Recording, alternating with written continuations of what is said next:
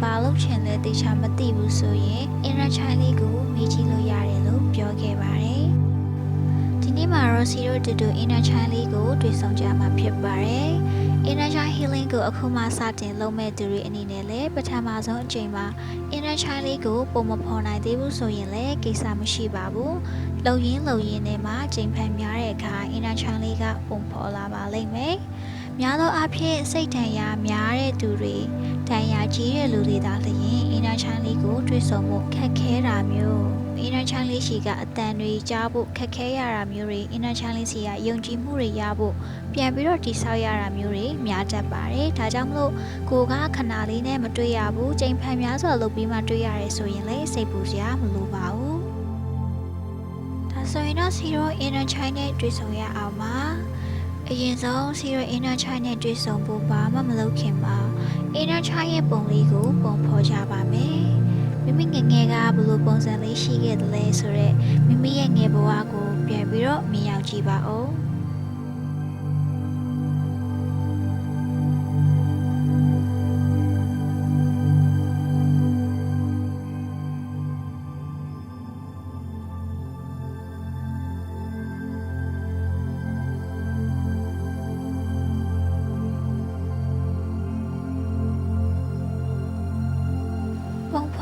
ပြီဆိုရင်တော့စီရိုတတောင်တတာဖြစ်တဲ့ပုံစံအနေထားမှာထိုင်လိုက်ပါမယ်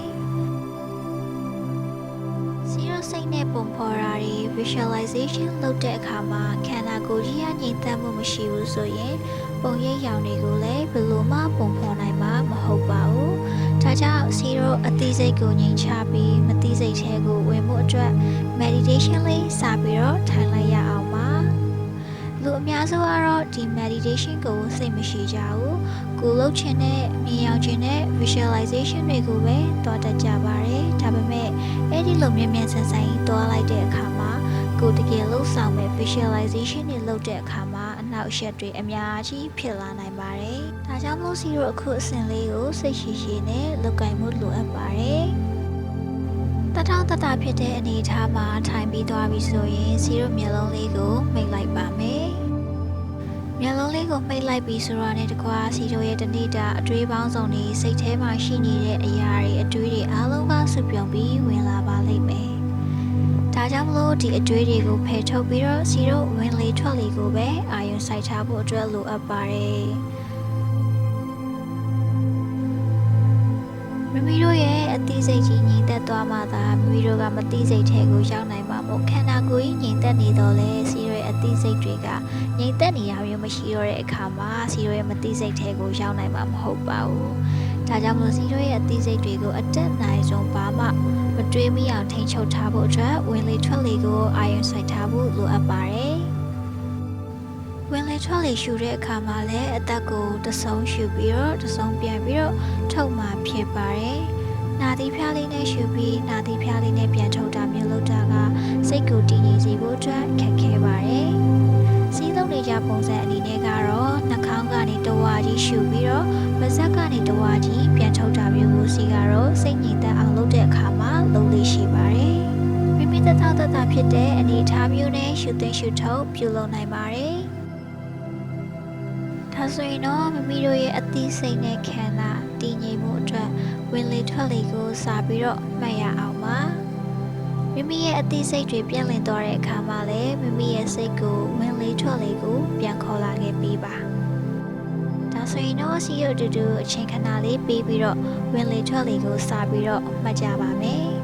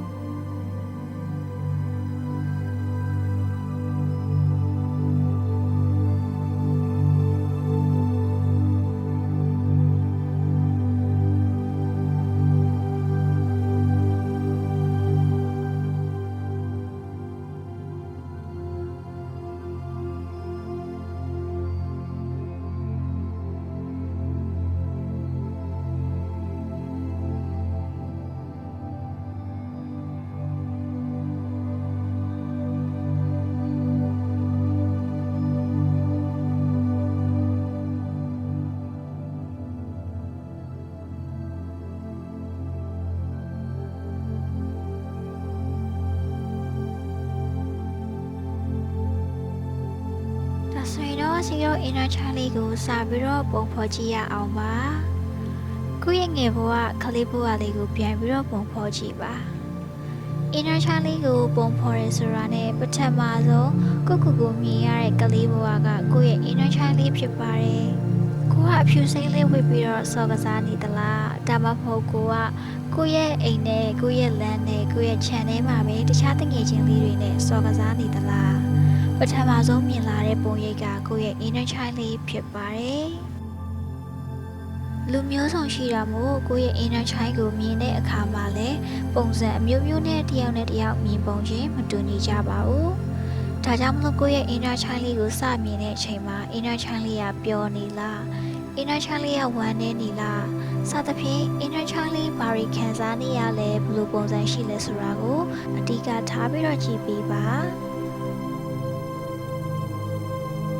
inner child လေးဟာသူ့ကိုမေးဖြောက်ထားတဲ့သူတွေမေ့နေတာကြာပြီဖြစ်တဲ့သူတွေအတွက်ကိုတော့တစ်ခါတည်းရမှာပေါ်ထွက်လာဖို့အတွက်အခက်ခဲပါတယ်ဒါကြောင့်မလို့အခုမှစပြီးတော့လုပ်တဲ့သူတွေအနေနဲ့ visualization လုပ်ရမှာခက်ခဲတာမျိုးလေးတွေပုံမဖော်နိုင်တာမျိုးလေးတွေရှိလာနိုင်ပါတယ်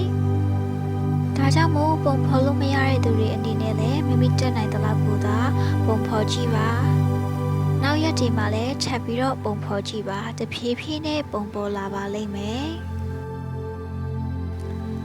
ပုံဖော်လို့ရတဲ့သူတွေအနေနဲ့လည်း inner child လေးကိုမိမိပြောချင်တဲ့အရာတွေကိုပြောနိုင်ပါတယ်ကို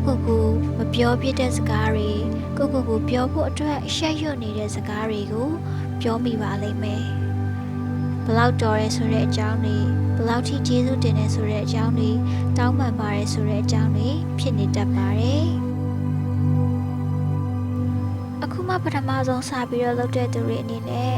inner child လေးကိုဘာမှလည်းမေးလို့ရမှာမဟုတ်သလို inner child လေးကလည်းဘာမှပြန်ဖြေမှာမဟုတ်ပါဘူး